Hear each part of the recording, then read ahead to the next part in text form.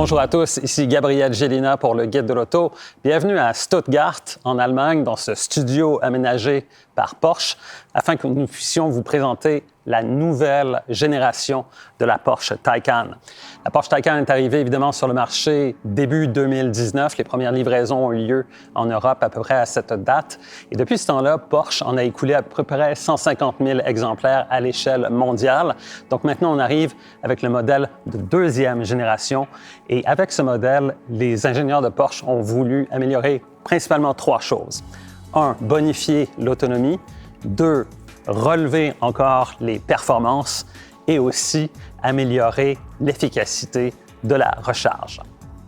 Selon les ingénieurs de Porsche, l'autonomie de cette voiture a été améliorée de 35 %. Pourquoi? Parce qu'on a maintenant une batterie avec une nouvelle chimie et ce qui nous donne en fait une capacité rehaussée pour ce qui est de la batterie. On parle maintenant de 105 kWh alors que c'était de 93,4 précédemment.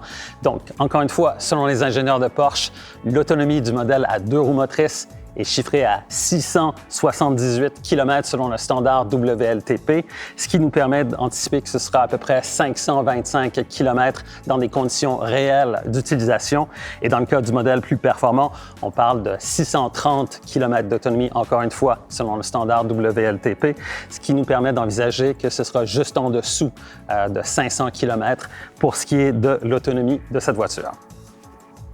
Pour ce qui est des performances, les ingénieurs de Porsche ont développé un nouveau moteur arrière pour la Taycan et c'est ce qui fait en sorte maintenant que la puissance a été augmentée.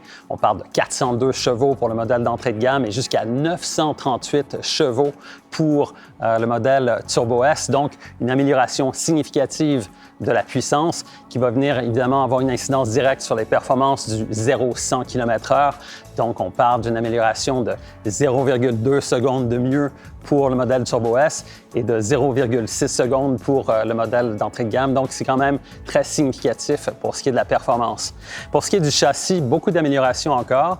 Toutes les Taycan sont maintenant équipées d'une suspension pneumatique adaptative, mais Porsche va également proposer en option un système qui s'appelle Active Ride Control qui va permettre justement de contrôler l'assiette de la voiture en mode confort, par exemple afin de réduire la plongée lors du freinage ou réduire l'écrasement de l'arrière en accélération ou même le mouvement latéral, le roulis de la caisse lorsqu'on est en virage, tout ça afin de bonifier le confort du conducteur et des passagers. Alors, pour ce qui est des dimensions, ça n'a pas changé. Par contre, le design de la voiture, lui, a évolué. On a droit maintenant à une nouvelle partie avant avec des blocs optiques qui sont un peu plus amincis ou effilés. Et là, vous voyez ici, ça, c'est la Taycan de base. Je vous montre la partie avant parce qu'il y a une différence maintenant significative entre le modèle de base et les modèles Turbo et Turbo S sur le plan visuel. Donc, pour marquer la spécificité des modèles Turbo et Turbo S, on a droit à une partie avant sur ces modèles-là qui est beaucoup plus agressive, avec des entrées d'air ici à l'avant, mais surtout aussi ces moulures ou ces accents et même le logo aussi ou l'emblème de la compagnie qui est dans un matériau qui s'appelle Turbo Knit, qui a été développé spécifiquement par Porsche. Donc, les modèles Turbo et Turbo S vont venir de série avec ce genre de moulure de cette couleur. Et évidemment, le logo et la désignation du modèle à l'arrière de la voiture, encore une fois, avec cette couleur Turbo Knit. Pour ce qui est de la présentation intérieure, on a changé un petit peu la présentation graphique dans la voiture, mais surtout, on retrouve maintenant un nouvel écran côté passager qui permet justement aux passagers de visionner, par exemple, des vidéos ou des émissions de télévision pendant que le conducteur conduit.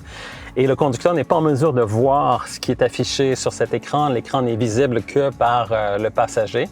Donc, ça permet au conducteur de se concentrer sur la conduite. Et lorsque vient le temps de s'arrêter pour une recharge, par exemple, à partir de ce moment-là, une fois que la voiture est immobilisée, le contenu qui est affiché sur l'écran passager peut maintenant s'afficher sur l'écran central. Et donc, conducteur et passager peuvent regarder, visionner des vidéos ou des émissions de télé ou peu importe un contenu multimédia alors que la voiture est à l'arrêt. Maintenant, nous sommes à WISAC, au Centre de recherche et de développement de Porsche, pour une démonstration de la recharge plus rapide maintenant de cette batterie. Donc, en ce moment, on a 36 de charge sur la batterie. La batterie est à 38 degrés centigrades, donc elle est capable d'accepter un courant de 300 kW, ce que ce chargeur est en mesure de livrer. Donc, en rechargeant la voiture pendant 5 minutes, on devrait gagner 30 d'autonomie en seulement 5 minutes. Alors, faisons le test.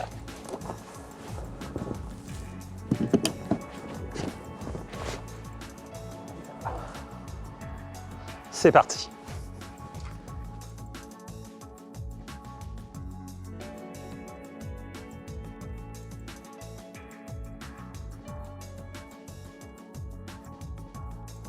Alors au final, on est passé de 36 de charge sur la batterie à 60 en juste au-dessus de 5 minutes, donc 24 d'autonomie rajoutée à la voiture en seulement 5 minutes à peine.